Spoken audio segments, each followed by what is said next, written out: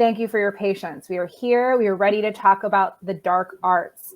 So it's my pleasure to introduce Jessica Page Morrell, as she understands both sides of the editorial desk as a highly sought after developmental editor and an author.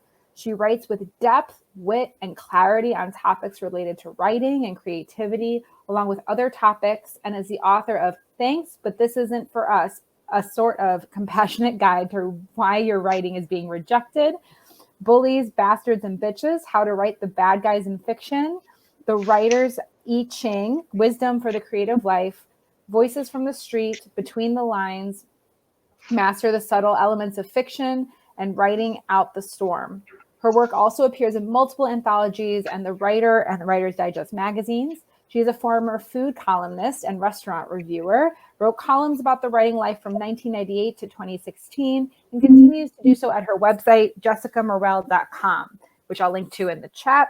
She's a popular speaker at writers' conferences like this one throughout North America and Ireland. Morrell lives in Clackamas, Oregon, where she's surrounded by writers' gardens and watches the sky in all its moods and permutations.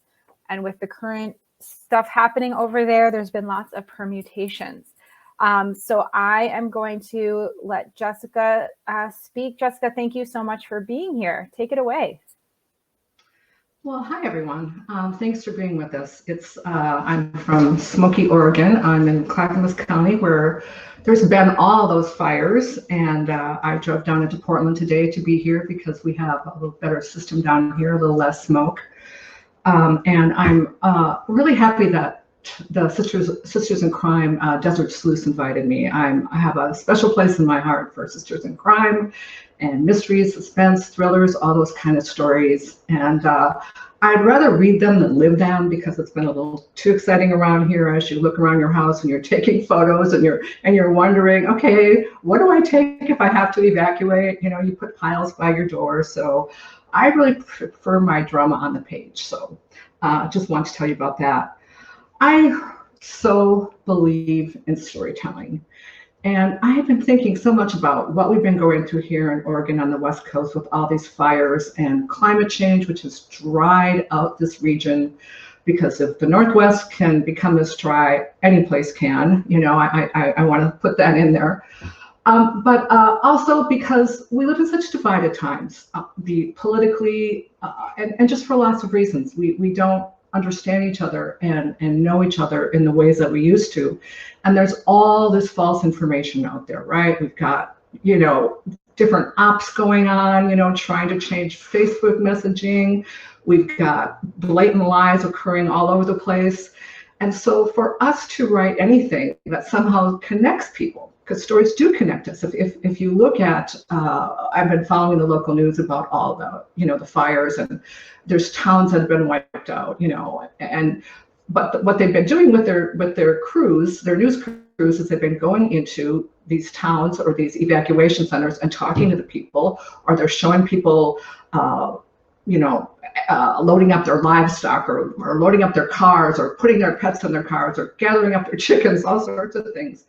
When we get to see these real people's lives being so affected by these tragedies that are going on now, and, you know, it brings it home so much more. Now they've got these big live wide cam shots, you know, from above that show whole towns wiped out, and all you see is just this ruin and wreckage, and it's devastating. But when you've got the person who has left that wreckage and they're on camera with tears in their eyes, with their arm around their daughter, or carrying their pig, you know, I saw some people carrying their pigs into these livestock places, you know, it really brings it home. You know, it really brings it home. And because times are so hard, I really think that when we can gather around the kind of fireplace or the fire of storytelling that people have been doing for thousands and thousands of years, since our long ago ancestors were doing that, right?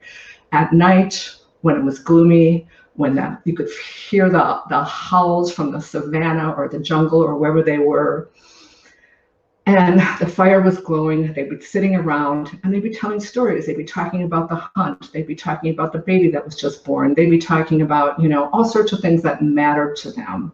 It brought them together. And somehow stories will always bring us together, even if we're reading mysteries or suspense, because we will share the story with the characters and we'll share them with the other readers that are going on.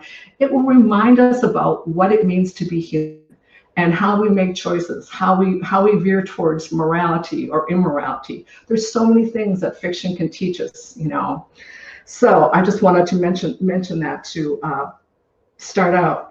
I also wanted to really talk about three things before I start my slideshow, and there are going to be several chances all through this for you folks to answer questions and ask questions, okay? For me to answer, you to ask, sorry. And I want to talk about three things. I want to talk about how, as a writer, you need to use everything, just everything you've got, everything you see every day, everything you notice, everything you hear, you've got to use that constantly. I was driving down the hill on Thursday. I live in Clackamas, and I wind down this hill on the side of a mountain. And there are two graveyards at the bottom of this windy hill as I go down. And before that, there's just this enclave of all these big new houses that have been built up there. And there are a lot of the same trees that have been planted, and I'm not even sure what they are right now. But Thursday, as I was driving down through this terrible smoke, and at my house, ash was falling, and I love snowfall, but ashfall, not so much. The movie The Road, if you've seen it, it looks a lot like that. So I'm driving down and I'm seeing all these beautiful green trees, but they're not beautiful and green anymore. They look like some giant or dragon had sort of blown on them and shriveled them up, and then they're covered with ash. And it was just the eeriest feeling, and I'm never going to forget it. Those kind of experiences entered into my veins, entered into some deep part of me. And I'm going to always remember it. And I've already started writing about, excuse me. And I want you all to look for these searing, difficult, or beautiful moments in your life, and always be searching them out and then somehow recording them and keeping them. I like to think that we all, as writers, have this kind of massive library within us. And inside of this library are all the parties we've ever been to, all the books we've ever read, the films we've ever watched, the plays we've ever attended, the days at the beach with our kids, our childhood memories. This vast library is inside of us. But what I want you to do, because this is our ultimate treasure, our storage of inspiration, I want you to keep building your library all your life, and I have so much that I've built this week, a little more than I wanted to. But so I just want to say that, so use all the parts of your life. You're always noticing. I have a friend who writes short stories. Her name is Miriam Pearson. She's had some of them published in GQ. She won this big GQ prize a while back. And one time she was talking to me about how she was walking down the street and she saw somebody changing a tire, I believe it was. And she was sort of thinking about her story before she went. She saw this guy changing the tire, and she realized it was just something she needed in her story right that moment. So that night when she got home, she put the tire change in the story. I don't remember which story this was, but the story went on to sell, and it really worked. But it was just something that came to her as she was, wandering around in life, and that's something we need to be doing all the time. As you're collecting, I want you to think of yourself as a writer, someone, of course, who reads widely and analytically, reads in your own genre if you're writing genre fiction.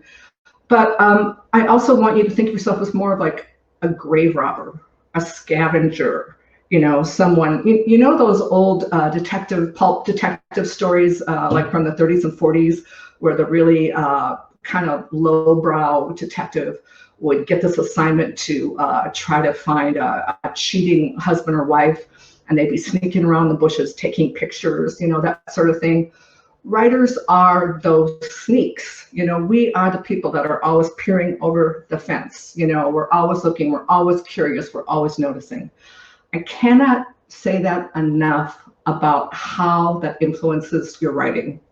I've been coaching a writer who's been working on this historical novel, and she's been at it for a long time. It almost got sold. Her editor wanted her agent wanted her to rewrite it. She rewrote it. The agent didn't like it then, so finally she came to me after kind of going back and forth with different agents and having these problems. And she has this extremely busy life. Her family has a business. She has 4 sons, if you can imagine. And just, all sorts of just normal stuff going on. And now we're in the middle of this pandemic, and, just one thing after another. Her husband was in this terrible accident this year, almost died, so she has this busy, busy life. And something I told her was like, okay, so what I want you to do, because what I'm trying to help her with is to really hone in on small details in her story, to really give us readers the texture that they need. When a reader starts reading a story, the first page is this threshold, right? And what has to happen is the world around the reader has to disappear. If they're on an airplane, if they're in bed, if they're in a chair, wherever they are, that world has to disappear. We have to be transported. And I like to think of fiction as being this series of thresholds. And so this is sort of the first threshold we get into. But it is the tangible, the real, that, if this was a story from the 50s, the ashtray on the table. If today it would be maybe the cell phone or the big screen TV, or, if we were writing about the pandemic, it'd be people wearing masks. So the tangible stuff pulls reader through the threshold, and as they open up that threshold door, they're visiting. It's like they're visiting a new town. They're visiting. They've just gotten off the plane. They just got out of the Uber car or the cab or whatever. They've got their suitcase. If they walk around in your story, if fairly soon they know where they are in time and place. If they can find a character there that's usually under stress. I'll talk about that a little bit in a minute. And they see some artifacts from the real world, that's going to encourage them to set down their suitcase and start unpacking, because they have to have a strong sense that they're in another world besides the one that they live in. Okay, so that's one of the easy things I want to talk about. Because I want to talk about this, how you work as a writer. I want to talk about what editors are looking for these days, what they really appreciate when they get a manuscript. And I want to talk about the problems I see. Ronnie asked me to do that. Ronnie Olson is the person who invited me to this wonderful conference. And I knew she was a kindred spirit when I said, well, she said, can you send me a headshot? And I said, well, I've got one, but it's when I was, younger and thinner and cuter. And she wrote back, weren't we all? So I knew that we had a lot in common. So anyway. So what is going on all the time in our world, and as writers, is that things are changing so fast in the publishing world and so fast in the media world that it's really hard to keep up. Now, you don't have to be chasing trends all the time. We know that ebooks are here to stay. We know audiobooks are here to stay. We know lots of political exposés are here to stay. There's quite a few of them getting published right now. But what we have to do is we have to notice all the noise of the world and be asking ourselves, how do I break through? Because the world's going so fast. Fiction is not, it's not just that it has the same slow pace. It assumes that your readers also have this really big library in their head. You don't have to tell them that elephants are big and gray or school buses are yellow. They know that because their library contains those images. They've seen it. They've been on the school bus. They've been to the zoo, whatever their frame of reference is. So, but what you have to do is, because you have to just give them the most vital information that is as cinematic, which is so as movie-like, as immersive, so that it feels like it's just coming from within the characters, so that we are feeling what the characters feel, experiences what the characters, see, smell. If they fall down, a cliff and break a leg, we are there with the pain of that leg. Fiction is much more immersive than it used to be. You're going to hear about immersive point of view or deep point of view. Anytime you have a chance to read articles or read books or anything about that, really pay attention to that, because that's one of the big new keys for writing books that work out well.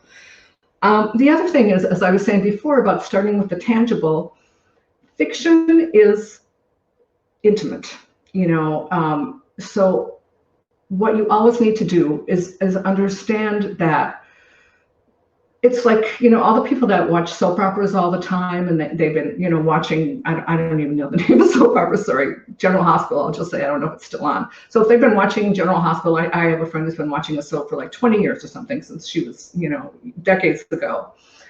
And people who watch this over and over, year after year, they want intimacy with these characters. They want to be in that world. They want to be among those dresses and those fancy houses and those, have a little crush on, maybe the hero of the story, So in that same way, where the story goes on, and we know whose house we're in when we're watching a soap opera, we recognize someone's hairdo, or all those little things that are about life. You want to be as intimate as you possibly can be with fiction. Again, because there's so much noise. There are so many channels on our TVs. There's so much going on with, breaking news constantly. You have to have stories that are much more immersive, much more close up than they used to be. All right. The other thing that I just want to say generally as writers, because we're always looking around, we're always noticing, is please start collecting language. One of the big things that I notice, and that I always work with every writer I've ever worked with, is that they need a bigger vocabulary. And some of them have this paucity of, vocabulary. So what I'm always suggest is that people create word lists and notebooks just full of words, and that you especially collect verbs. You especially collect words with onomatopoeia in them, or words that sound like that they sound like what they are, right? And because you're collecting language constantly, you're always looking around. This is, again, part of your scavenging. You'll hear this on the radio, you'll hear it in dialogue in a movie. If you buy books, underline everything. If you read books, read with a notebook next to you. Write down figurative language, good metaphors and similes. You're always collecting language, because if there's one thing that will set you apart as a writer, it's language. I think another really good sort of kind of unseen or not heralded way of improving your vocabulary is to read opinion writers. I read a lot of opinion writers, especially in the Washington Post. And of course, I try to read, a diversity of opinions. And what I find is opinion writers just have the most gorgeous vocabularies and writing style. And they have ways of talking about big issues, but really nailing meaning, and really taking complicated subjects and bringing it home to the reader. So there's just a lot you can do by analyzing and collecting language from all sources. All right, so we're talking immersive, intimate, cinematic, really keys for writing these days. The other thing is that I want you to be thinking about risk-taking. At the beginning of the pandemic, I was reading Chuck Wendig's latest book, and I want to say it's called Invasion, but now that I'm saying that, I'm not sure if I got the right word. And just as the pandemic was started, I started reading this like 800-page book, or I don't know how long it was. I'm pretty sure it was like 800 pages. And it had a lot of the same people in it that we've been hearing about since the pandemic. People that work for the World Health Organization, people that work for the CDC, special people with special scientific skills of all sorts, and it's just this amazing book. Wendig, who has a incredible Wendig, Chuck Wendig, has this incredible website called Terrible Minds. It's a great resource for writers. He's a profane person, and he has violence and profanity in his books, but they are so alive and contemporary and potent that there is so much to learn from him. So Wendig is one of those writers that I look to see what's going on. and how far he goes with the risks that he takes in his stories. I mean, he's got characters that like turn into birds, because he writes fantasy and he writes this combination of fantasy and sci-fi, and just crazy things are happening in the stories that you buy into, even as they get crazy, and you buy into them because you've gotten to know the character. You have felt the character's skin and bones. You've felt the character's thirst and all the other things that happen, when a character's on the page and having troubles. So that by the time we get to these, crazy conspiracies and alternate words and stuff going on in the story, you're pretty much bought into it. Great risk taker. It's just one example. I think Charlie Houston is another really good example too of a risk taker.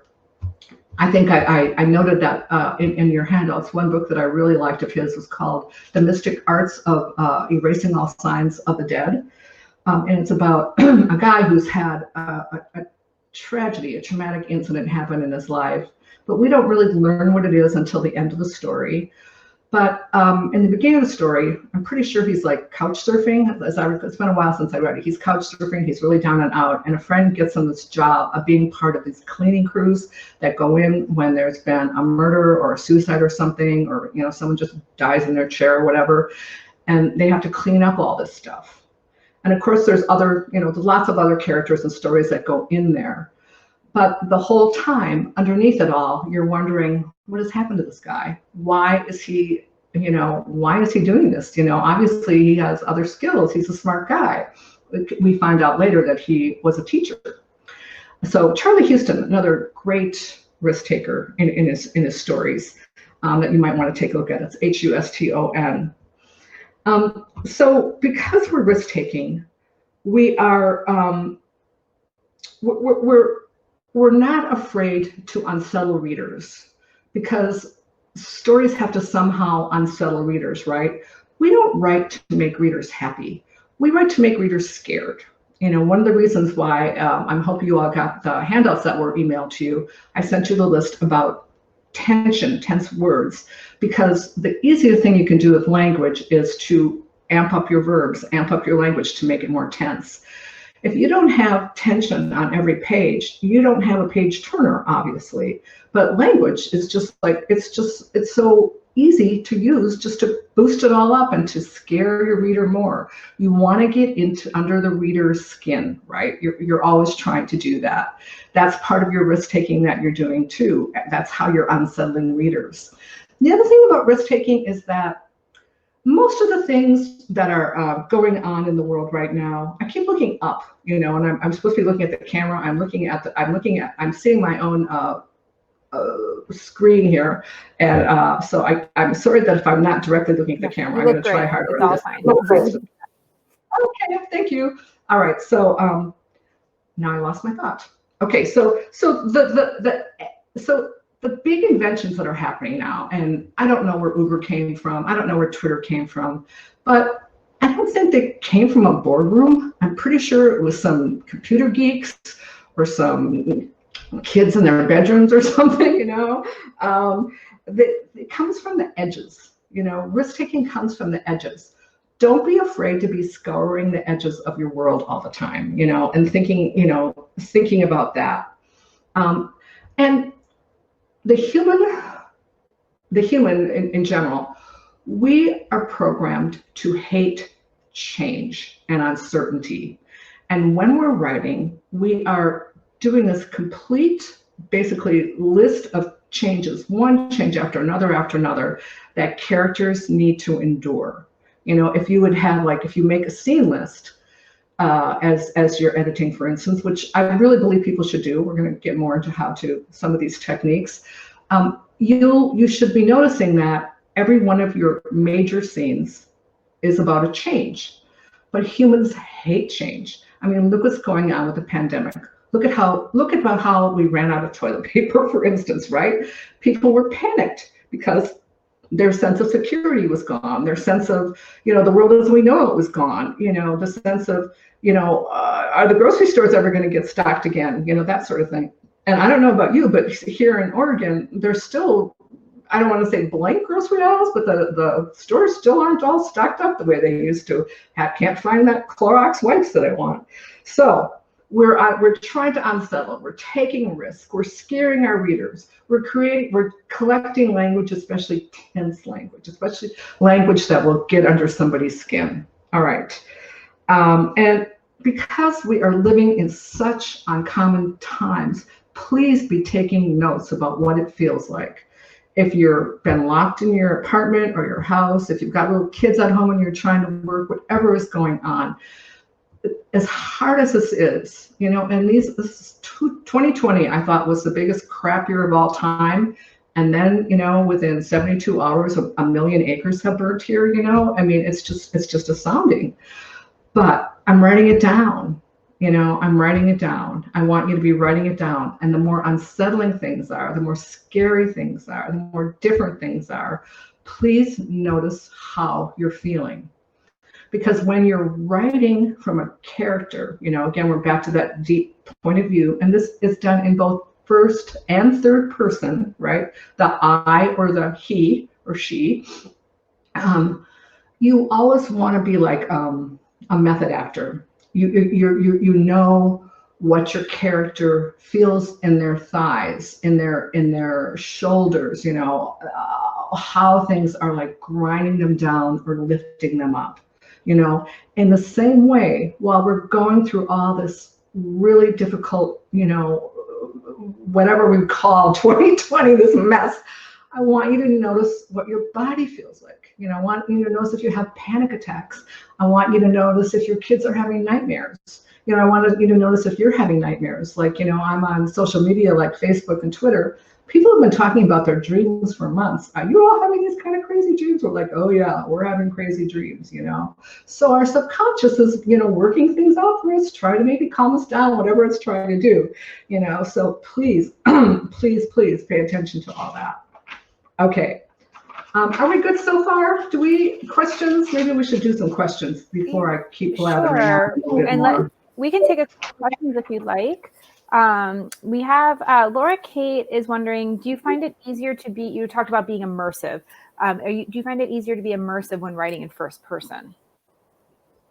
And perhaps how can you bring that immersive feeling to third person? That's a really good question. There's I'm trying to think what the name of the book was. How to Write a Damn Good Novel by, I think it's James N. Fry, Frey. I read it years ago, and James Fry is a great teacher. I'm not sure if he's still around. I think he is. And he, in his book, demonstrated how you can just be as intimate and immersive both in first and third person. I believe he took an example from Stephen King's Carrie. That story of that girl in high school who was picked on, and then she has those, I think, terrible powers. I never read it, but I believe that's what it's about. And he did it in both first and third, and there was not a difference. It's really preference. What I will say about writing in first person is that the character has to be extremely interesting, irresistible, fascinating, bigger than life. Even if they're just, like kind of an ordinary person, they still have to have this bigness and this there's something about them that are just like, what is this person going to do next? All right. And also first person works best if you're really good with voice, because there's another great writer who writes about writing named Arthur Plotnick. And he always said that voice is in harmony with your roots, so where you came from. So I'm from a small town in Wisconsin, and you can still hear my Wisconsin in my speaking voice, but it's still in my, in layers of me, because, I was just thinking this morning, like little sayings from my mother pop up. My mother died 5 years ago, and it's like, well, you're not a spring chicken anymore, that sort of thing. So if you can really, really nail the voice, how the person sounds exactly, or maybe sometimes we have a person who has come from like maybe working class background or something, and then elevated him or herself with a lot of education. So would he or she slip back into the vernacular of their childhood at all? How would that happen? So it's really about voice, and if you can really feel like you can have with that character. I interviewed Lydia Yukonovich not a couple years ago. I can't remember when it was. And I talked to her about this, and she pretty much said the same thing that I've been mentioning about method acting. She's like, I go inside my character and I ask, and she said she almost goes like bone by bone of like, feeling what her character is feeling, and so that's part of it. I hope that answers your question. It does. Let's do a couple more. Janice is saying that members of her critique group sometimes tell her she puts in too much detail. How does she know if and when she's included too much or too little detail? She tries to make every word count, in quotes, and have a role in the narrative. Ooh, that is one of the really tricky things, isn't it? Now, this is why we have to have really smart readers. You have to have beta readers of some sort, right? If you're getting this feedback all the time, then you need to pay attention to that. Then obviously you are. One thing that's really simple is get rid of a lot of your modifiers. All your modifiers need to be unusual and something you wouldn't stumble across. There's a book that says you don't say yellow daffodils, you say garish daffodils. So get rid of the modifiers. If you're coming into a scene, for instance, here's an example, and let's say that your character is going to a party and your character's already kind of nervous, right? And so you let us know that the character's nervous, and that could just be where like they're kind of maybe wiping the sweat off their pants, or they're trying to stand up straighter as they get to the door, or just trying to collect themselves, take a breath. But please everyone, quit writing I took a deep breath or he took a deep breath. I actually have a book in process that is my working title, I Took a Deep Breath, because it's one of the cliches that every author I've ever worked with uses way too often. And no matter how many times I work with these authors, they still keep putting it in because it's just so natural. I took a deep breath. There are lots of ways we collect ourselves. Okay, so going back to this, when I'm going to digress here and there, so please forgive me about this. So when your character gets to the door, we already know they're kind of like sweaty and they're kind of like, getting themselves psyched up to go in, they don't know who's there. What is the first thing that happens? Maybe he gets or she gets out of the car and the music is just thumping out of the house, or maybe it's a Christmas party or something, and there's all these lights going on all over the place, and it's, just garish as the Grunwald's house, or what is the name of that family, in the Christmas movie. And so what do they see first?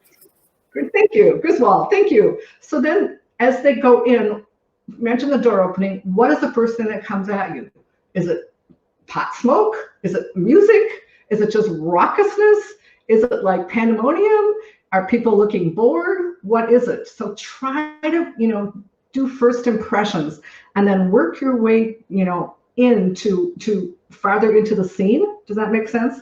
Till you get to the ashtray, till you get to the door, and the guest, let's say this is a frat party or something like that, makes it to the kitchen where there's a kegger, and there's already somebody like drunk in the corner, or there's already somebody that's like fighting with their boyfriend or girlfriend, that sort of thing. Take us through realism, but do it sort of ranking it. Does that make sense? But then just kind of nail some little solid things as you go along. When you first walk into, again, remember the threshold and your readers unpacking the suitcase. When you're going through any kind of threshold, I like to I'll remind you again, thresholds. First impressions, what's the main thing? Bring in smells, but you don't have to have a million smells. If you walked in and it smelled like spilled beer and pot, that's probably enough for now. You know what I mean? All right, does that answer your question? I think so. Let's do one more and then no repetitions too. Excuse me. Yeah. Let's do one more and then we can go onto the slides. Isabella says that you mentioned collecting language, but my editors and beta readers often ding me for using unusual words. I'm forced to edit out most of the most precise and beautiful words to make the book more, quote, accessible. They complain my big words take the reader out of the fictive dream. Okay, can I ask how often you use them? Isabella, do you want to share in the chat, like kind of how often, like how frequent, maybe Jessica, you're thinking like how many times per chapter, or how often in per page, or per page? Okay. Why don't we come back? So I don't see her in here. So Isabella, if you are here, drop it in the chat, and then maybe Jessica, we can move on and then circle back to the question later on. That sounds good. Right. I'll reopen it. Oh, sorry. She says not too frequent, maybe one word per chapter. That shouldn't be a problem. I don't see it as a problem, but I'm going to say this again, stress this in a different way. Editors and agents are word people. Now, I'm just saying this in case you're trying to get a traditional publishing contract, right, and you don't have one yet. They are word people. They are going to recognize, and I recognize within a couple of sentences, if a writer has a good vocabulary, or if the writer is just using the same old stuff. If the writer has sentences clogged up with prepositional phrases, I'm always like, here we go. They still don't know how to kind of really nail things, because fiction's faster paced than it used to be. Not that every story has to be fast paced, not that every scene has to be fast paced, and not that every genre is fast paced, but you don't have the kind of padding that used to happen in writing. All right. I hope, I don't think it's a problem, but then again, I would talk to readers more about this. I really would. Yeah, it's probably difficult to say having not read the example, right? Like it is without the example. If it may be the case that those types of words are fine, but then if you read it, maybe the character wouldn't use it in that way, or in that scene it felt off. It could be, it's hard. I would say it's difficult to analyze. Right. We actually would need almost an example. I have these great ideas for teaching these classes, but I wasn't planning on doing this virtually, because when we're doing it, in the same room, or in a classroom, we obviously can have a chance to have more intimate feedback. Yeah. So anybody who writes a halfway decent novel, gets from the beginning to the end, or writes a halfway decent draft, you're a genius. You are a freaking genius, because, all your friends that say, oh, are you done with that novel yet? Oh, are you still writing? And they don't quite get all the work that goes into it. It takes so much, because you're working on structure, you're working on dialogue, you're working on character arcs, you're working on subplot, you're working on backstory, all these things. You're trying to figure out if it all ends up, in the right place, and if the ending really works. You're juggling. So first of all, just give yourself a little break when you're editing, and you're getting these small things about language and things like that. But as you're giving yourself this congratulations, really to be focusing on how to write about pain, because fiction characters are in pain, right? They're experiencing loss, they're experiencing worry, they're experiencing terror, all this sort of stuff. And I want you to also really be able to understand how to do reactions, how to do appropriate reactions. One of the problems that I see in fiction a lot is that something will happen in a scene, and then the writer won't have the characters react appropriately, or the writer, someone will demand, an answer, and the writer will turn their back on the character, which, obviously that's the ultimate, get out of my face thing, but they don't stand there and react to what is going on. And there's lots of ways for characters to react. Obviously, dialogue is just one of them. Body language, gestures, mannerisms, that's something else you should be collecting all the time when you're walking around, driving around. I know that we're in this pandemic, we're all not walking around and hanging out as much as we used to, but you can collect it in your reading. You can collect it in the films you're watching on TV. How do people react? When you go to a play, and I haven't been to a live play lately, but I love live theater.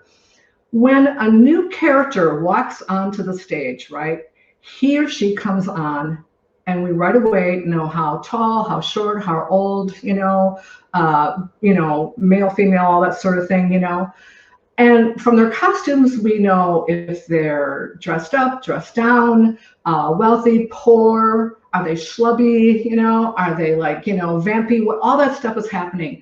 You need to, in similar ways, when your characters are walking onto a stage, and be thinking about all this sort of staging you're doing, because writing fiction is more like writing theater, and screenplays than it is a lot of things. And I think there's so much to analyze by the way actors strut or stroll or plod into a scene. It's just fascinating stuff. And again, with that, how do they react? There's some characters that I heard this one line one time that said, I could watch Anthony Hopkins wash the dishes, that sort of thing. But how there's some characters like, oh, maybe Judi Dench or something, where just like the smallest wince or blink, just realize how some words might have just really injured her, really hurt, and so you're always looking for those tiny little bits, that can bring writing more into focus. Okay, I'm gonna look at my notes here for a minute. So I was talking a little bit about our habits and mindset a little bit before, but the one thing that I forgot to mention that I want to say is that I mentioned that we're always looking for the small moments, and we're always trying to look for experiences that scar and deepen us. This week has scarred and deepened me and made me appreciate so much. Like, I bought a fixer-upper house and I get mad at it all the time because I look around everywhere I look, it's like, oh, $1,000 for this, $1,000 for that. And I was thinking, my biggest problem was that I had to rebuild the back steps, that sort of thing, or plant some more trees before winter, and I feel so much deeper as a person. I have so much more gratitude. I have so much more connection. I've loved the state of Oregon since I've been here for about 30 years. I've loved this place, and my deep attachment to this place and its forest is, I just really feel it. So again, I want you to be looking for the places that really deepen you, and writing at the same time also going to deepen you too, right? Because you are going into those emotions of all that we all share. And you're always trying to, tap into your reservoirs of emotion.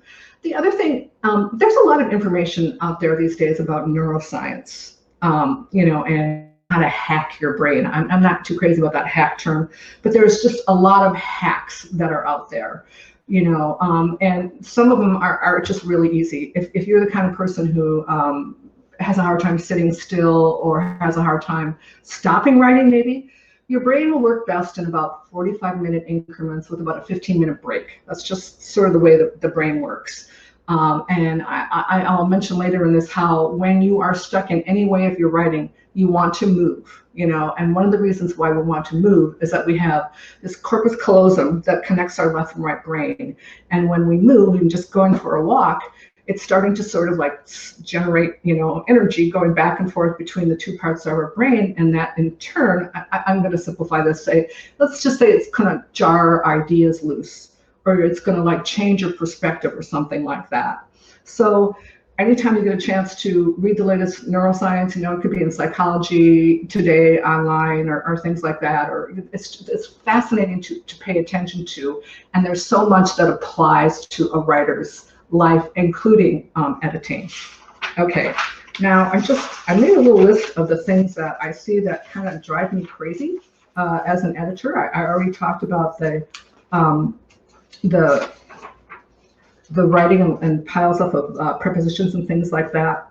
This is going to sound kind of weird, but one thing that I really notice a lot that really gets me is the sight lines and the narrative distance and the proximity that's happening in scenes. Because I cannot tell you how many times characters in my clients' books can see for blocks, or miles, and they're not on top of a mountain. They can just see really far, like, they've got this superhero vision, So really, when you're writing action scenes, especially, it can be helpful to kind of stage them out to even if you have you've got an idea of the room, go into the room and maybe put a box for one character and a box for the other character, kind of sketch things out and do some little trial runs, for all that sort of stuff. Just as another note, if people are fighting, if you're writing fantasy or something and they're fighting and they're sword fighting or something, you get really tired fighting. And I have seen more than one fantasy story where the heroes have these, 50-pound swords and they're just going at it forever. So be careful about that. But sort of sight lines and proximity. I know it sounds like a small thing. It's not. It's not. Because, it's going to drive some other editor crazy too. And accuracy and not enough of just plain old research. I see huge mistakes in my writing, including in my work, including with writers that have had 10 books published.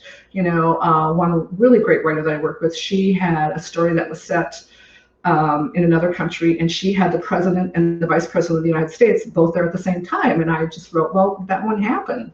They're not going to both be in the same place at the same time in another country. Let's look at the protocols for that, because that doesn't sound like, what, the Secret Service would allow.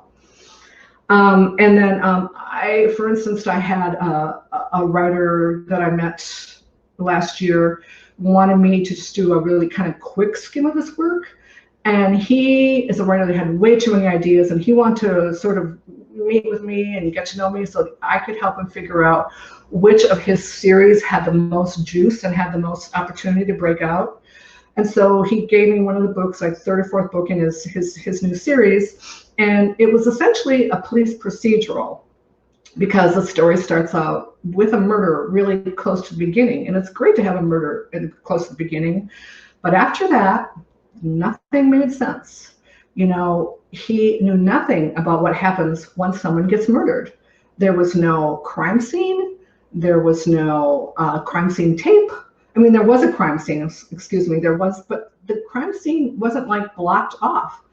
The same day as the murder, one of the characters was back in the crime scene, like, snooping around, taking pictures or doing something like that, it would have been blocked off. There was no appropriate investigation.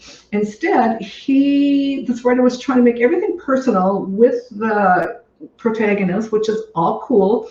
So this cop came, and this cop, they had sort of bad blood and all that was the bad blood was going on. But, first, we have to have this body, and we have to have we have to have the medical examiner, and we have to have, and also within minutes of this person dying, hundreds and hundreds of people knew about it. And it wasn't because of Twitter or anything like that. Just like it was a rumor that just spread immediately. No, so just that kind of realism, especially when you're doing something that where, there's like shows like CSI and, Law and Order or whatever all those shows are. Readers these days are really sharp, I had another really smart, and these are smart people that are doing this, people that have great successes in their life, that have all sorts of degrees, law degrees, and, they're, like I said, most fiction writers are geniuses. These people are so smart that make some of these mistakes. Like there was some scenes that took place in really famous areas in Washington, D.C. And it's tricky to use iconic settings, because people have been to Paris, people have been to DC, people have seen the White House, hundreds of times on their TV screens. We know what these places look like, right? We know how far things are away. But she had all sorts of, shooting and Secret Service and FBI and people shooting all over the place and running all over the place and running, and all the stuff that made no sense. It was just not possible. And we know this because we've been to DC or we've, watched The West Wing or whatever it was, so be really careful about those sort of mistakes. If you write historical fiction, I cannot stress how much research is necessary. It's enormous. This woman that I've been working with for a while, who's a beautiful writer and a beautiful person, she is the kind of person that I was talking about her earlier, and I don't think I finished my thought, was that I said, when you are driving down the road, what do you notice? Because she's trying to get better details in her story. And she said, I don't notice anything. I said, you don't notice the weather? You don't notice, like if there's new flowers blooming? And she said, no, she's just so busy inside of her head all the time with her shopping list and all the stuff she's got to do for her business and her family. So she's kind of missing out on those opportunities to bring the world in to help her out, right? But she also didn't really understand about how she needed to use like first sources, for research. Like she needed, like the story starts right after the Civil War, and so you're recreating this world where there's chaos in the South, and it's not only did she not have all the voices right, although one of the voices she's nailed so well. It's just like it came to her almost like she almost channeled it. It's just beautiful, but she hasn't captured the Jim Crow era enough, right? She hasn't captured day-to-day life enough. She hasn't captured like she has a sharecropper's family, and the sharecroppers had or a woman who, no, I'm sorry, she wasn't a sharecropper, sorry. She was living in a former slave shack. She was now working as, among some sharecroppers, but she was working in the big house now. And she had a whole row of shoes by the side of the door. And I just said, no. If she owns one pair of shoes, she'd be lucky, right? So just all that small stuff. You're looking for that all the time. And especially if you are, submitting to, she's ready to submit to an agent again. And if you're submitting to agents that deal with historical fiction, they read a lot of historical fiction. They know that, her character is not going to have 10 pair of shoes, right? Okay. So the other thing that I see a lot is that fiction either has like really goofy surprises that don't make sense, that come out of nowhere and they don't quite connect, or they don't have enough twists and surprises. So that's where we're going to get back to, the underpinnings of fiction. We'll talk about that a little bit in a minute. The other thing I see is that stories are too talky. They just, dialogue goes on and on and on and on, right? And it doesn't end.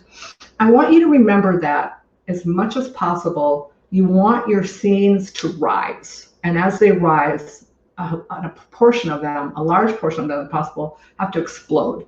Because what we're doing when we write scenes is that we are looking for an emotional reversal that happens. So your character walks into the scene, they're nervous about going to the party. We talked about this kid before, nervous about going to this frat party, gets in there and he's still nervous and there's like all this chaos and noise going on. And he gets the beer, he sits down, all of a sudden, this girl that he's always been spying across campus, she's there and she always seems so aloof. And she turns around, she's got this beautiful smile for him. And all of a sudden, his fear and his anxiety, now he's got a little bit of, can I muster up to this smile? Is she gonna think I'm an idiot? But all of a sudden, the party's worth going to. He's glad he did it. This is his big chance. So that would be like the emotional reversal in that scene. You're always working towards that and you're always taking your scenes to the highest level, all right? Reversals, and they have to make sense. And then I guess I see pacing problems a lot. Things go too slow, too fast. When to slow down and when to speed up is a real tricky thing. And again, because readers have their own huge library, we don't need a lot of transitions in fiction. We can do scene cuts, which means we end a scene in a parking lot and then the next scene is in a restaurant, and we don't have to like get in the car and drive with the characters to the restaurant, right? We're just there and the waiter is taking our order or whatever, or they're fighting over something, that sort of thing. The last thing that I see a lot that really bothers me is that the themes scream, whatever they're trying to say about relationships or humans or criminal justice or whatever the topic that's underlying the story, they're just sort of shouting at the reader, and the characters are talking and thinking about it all the time, and maybe they're giving speeches about it, or they're preachy, and there's nothing worse than a preachy story. Just trust me on that. It really doesn't work. Okay, so I think those are some of the main problems I want to talk about. Some of these other ones are going to come up as we go through the slides. How about some other questions before we move on? Sure. And where are we in? We have 1 hour. 1 hour. So we're at our mark already. Okay, right. We got a lot to go through. We're going to take a break in a little bit, but let's take some. Okay, how about we do a couple questions? Am I talking way too fast? Nope, you're good. We'll do some questions and maybe like a quick 5-minute break. Does that work for you, Jessica? Yeah, that sounds great. Okay. I just need to wet my whistle here. Yeah. So Diana and a couple other people asked about this idea of taking risks in our writing. Can you give some examples of what areas of the writing we do that with, meaning setting, character, plot? Which areas work best? Well, all of them. all of the above. Now, a year ago, who would imagine that we'd be in a pandemic, right? So I was reading a lot of apocalyptic fiction for the last 5 years or so, because it fascinates me what could possibly go wrong in this world. Can everything dry up like it actually really is on the West Coast? Whatever you think, we're always asking, that you hear about how writers have to ask that what if. Well, what if, all the forests are dry all over the world? What if all the glaciers melt? What if, there's chaos in government and there's like armed insurrection in the streets where there's never been armed insurrection before in a country. So I think in every way, the thing about characters is, though, you're always trying to write a character someone's never met before. There's just so many characters that have a sameness to them, and stories that have a sameness to them. You can use archetypes, you can use symbolic characters. There's lots of ways you can use characters, but there's always got to be some fresh spin on them, some fresh wound that they carry or flaw that they carry into the story that your reader probably never met before, or met, but they've got a different way of sort of coping with it. That's just really dumb. Maybe they have all these, emotional wounds, but they're cutting themselves. And that's like Gillian Flynn's, I believe it was her first book, Sharp Objects. Yeah, so she was a cutter, right? And so that's something that's really different. And she's got this crazy mother, and so stuff like that. And then what was Gillian's really famous book? Gone Girl. Gone Girl. All right, so we've got this sociopathic woman who's got this big fake thing going on, and what was beautiful, I thought, about Gone Girl is that your sympathies went up and down. First you think, oh, well, she's awful. And then you go, well, wait, maybe he's kind of awful too. And then it's like, oh, no, she is a sociopath. Oh, wait, he had an affair? So by taking risks, you're going up and down, and you're not just having one good guy, one bad guy. There's also, what is her name? Elizabeth Berg. She writes women's fiction. And she wrote this book about a couple that was getting divorced. And again, first you had all the sympathy with the women. And then as time goes on, your sympathy starts to change, right? And so that's the kind of risk you can take. You want characters who will say things that most of us would not dare say and get away with it, right? And if it's not your protagonist, you have this whole cast of secondary characters that can say all sorts of stuff and be as odd and quirky and bizarre as you want them to be. They can somehow illuminate your main character by being a foil, being the opposite, or by kind of going along, or by being an obstacle. There's lots of things that your secondary characters, who can be really risky, can do to the story to also push the story along. I'm hoping that answers most of those things. I think so. I think really risky authors, and there's so many risky series out now. Like, what is the one? Strange Things about the kids. So I mean, just examples like that. What are the stories that you find really risky that get to you and you really are interested in? You have to write the stories that are just thundering in your blood, right? The stories that just really pull you to write them. And if it's like the risk-taking stories that you love reading or seeing, on TV or in films, that's what you want to try writing. Mm-hmm.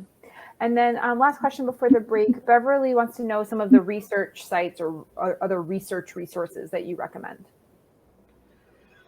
Okay, well, let's say, for example, this story that started taking place in the Jim Crow South, and then had a lot to do with Jim Crow laws, and had a lot to do with, oh God, how can I say this?